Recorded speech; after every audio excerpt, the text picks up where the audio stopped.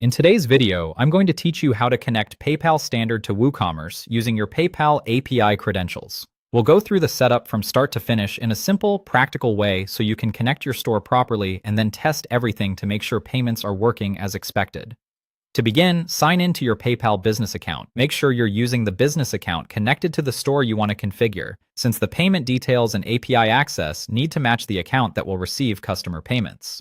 Once you're inside PayPal, open the API settings area. This is where PayPal provides the credentials needed for WooCommerce to communicate securely with your account. In the API section, locate and copy your API username, your API password, and your API signature. These three items are sensitive, so keep them private and avoid sharing them or displaying them publicly while recording or setting up your site.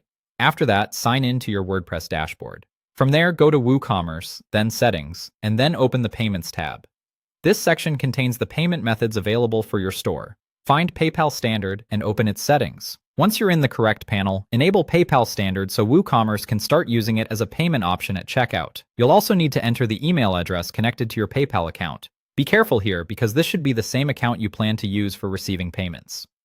Next, paste the PayPal API credentials into their matching fields. Take your time with this part and make sure each value goes into the correct box. API username in the username field, API password in the password field, and API signature in the signature field. A small copy and paste mistake here can prevent the payment gateway from working correctly, so accuracy matters. If you're testing the setup before going live, enable sandbox mode. This is useful because it lets you simulate transactions without processing real customer payments. It's a good way to confirm that your checkout flow is working before you accept live orders. Once everything has been entered correctly, save your changes. Don't leave the page before saving, or your configuration may not be applied.